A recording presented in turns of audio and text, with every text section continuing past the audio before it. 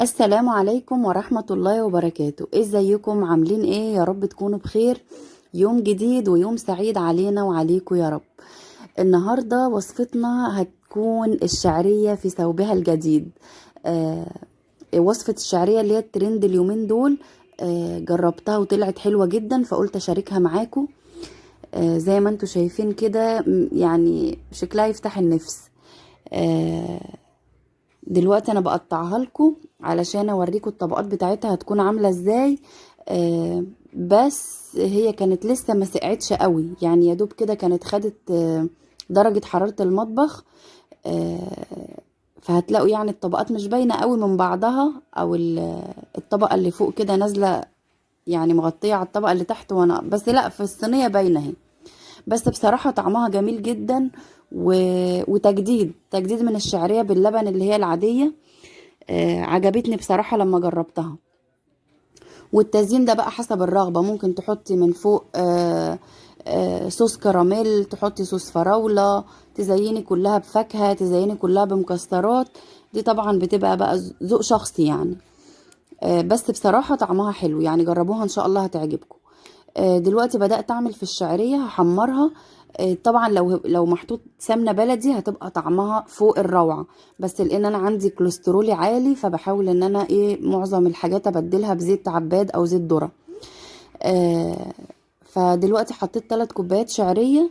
وزي ما قلت لكم، لو بدلتوا زيت الذرة او العباد بسمنة بلدي هتبقى طعمها كمان اجمل. ببتدي احمرها كده، ولما بتخش في اللون الذهبي، يعني تبتدي خلاص كده لونت شوية، هضيف السكر. السكر لما بيتكرمل معاها بيدي طعم كراميل كده حلو. يعني انت ممكن تضيفي السكر في الاخر، لما الشعرية تستوي، وممكن تخليه يتكرمل كده معاها وانت بتحمريها، عشان يديكي طعم الكراميل في الشعرية. دلوقتي كده خدت اللون الجميل ده، لانه ما تنسيش لما تحطي عليها المية او اللبن اللون بيفتح معاكي شوية.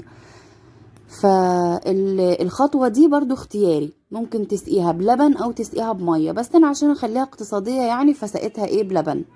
قلت كفاية اللبن اللي هيتحط في الطبقة اللي فوق اللي هي بتاعة القشطة او المهلبية. فحبيت اخليها اقتصادية شوية، فسقيتها بلبن. بتسقيها زي الرز كده بالظبط. وبتسيبيها برضو تستوي على راحتها، وتستوي سوا كامل يعني. دلوقتي هنبتدي نعمل في الطبقة اللي فوق. اسفة. الطبقة اللي فوق هتكون عبارة عن كيلو لبن. حطيت عليه السكر برضو حسب الرغبة، انا حطيت 6 معالق سكر. حطيت قدام الكاميرا 4، ولما دقته حسيت ان هو عايز تاني، فزودت كمان معلقتين، يبقى الكيلو السكر حطيت عليه 6 معالق كبار سكر. وحطيت عليه 4 معالق نشا، ومعلقة باستري كريم، ومعلقة كريم شانتيه. وطبعا معلقه صغيره فانيليا سايله.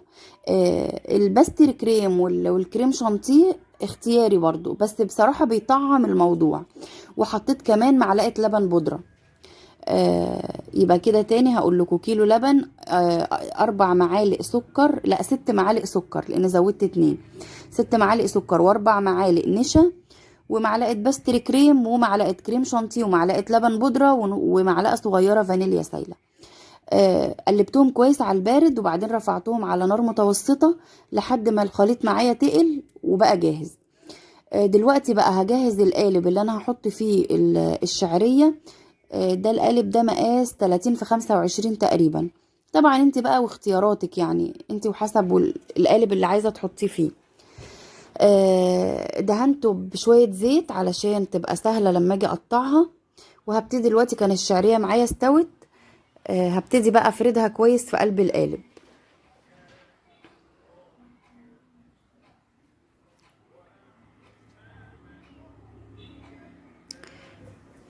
هسويها كويس قوي وهفردها. وبعدين هجيب بقى طبقة القشطة او المهلبية. هفردها برضو فوق منها. هي هتمسك على طول، يعني مش ما بتاخدش وقت. بس حاولي تسويها كويس بحيث ان هي تبقى الشكل العام يعني جميل.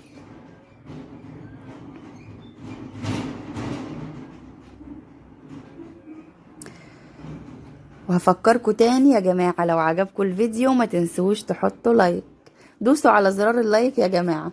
ولو انتي مش مشتركة في القناة ياريت تدوسي على زر اشتراك وتفعلي زر الكل علشان يوصلك اي فيديو جديد انا بنزله، يوصلك بإشعار.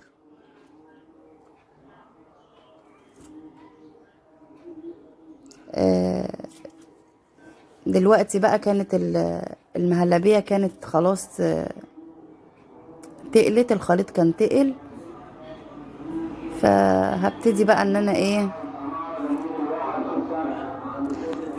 هبتدي بقى ان انا ايه انزلها كده كلها. انا نزلت الخليط كله، يعني اللتر لبن كله نزلته على الشعرية، ما بقتش منه حاجة.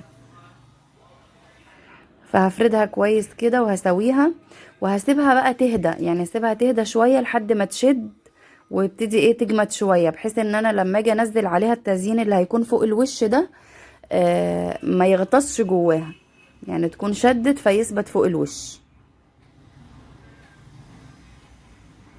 جربوها يا جماعة، والله طعمها فعلا عجبني وطلعت حلوة قوي.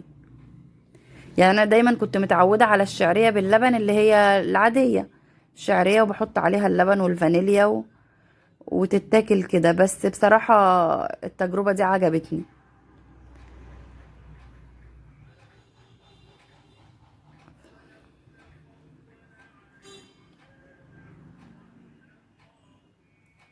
دلوقتي بقى كان عندي مانجا متفرزة، طلعت كيس وقطعتها مكعبات كده زي ما انتوا شايفين، وطلعت برضو شوية سوداني وزبيب وجوز هند، برضو علشان ايه يعني ازين. وزي ما قلت لكم في البداية التزيين ده اختياري طبعا، بيبقى ذوق شخصي. ممكن تحط تعمل لها صوص كراميل تبقى طبقة تالتة، ممكن لو عندك نوتيلا برضو هتزيني بيها، صوص فراولة. يعني شوف انت بقى ايه ميولك ايه او ايه اللي انت بتحبيه وابتدي زيني بيه. بس هي في المجمل العام بصراحة طعمها كان جميل جدا وخطيرة، بصراحة عجبتني، وفي نفس الوقت فيها قيمة غذائية يعني. فبدأت احط بقى كده، احط خط سوداني وخط زبيب وخط جوز هند وبعدين خط مانجا. يعني زي ما قلت لكم كده ايه، كل واحد كده بيبدع بخياله بقى. التزيين ده كده بيبقى يعني هواية.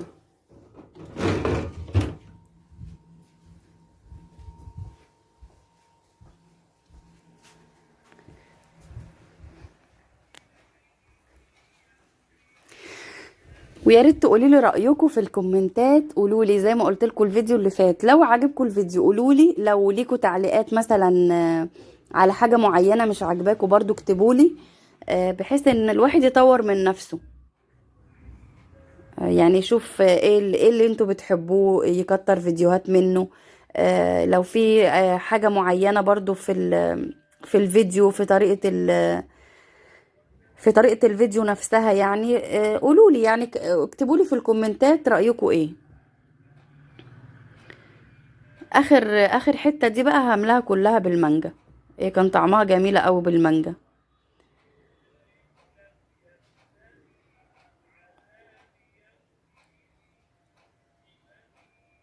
بس المانجا لما تكون متفرزة حاولوا تسيبوها تفك، يعني قطعوها وهي متفرزة تتقطع معاكم اسهل.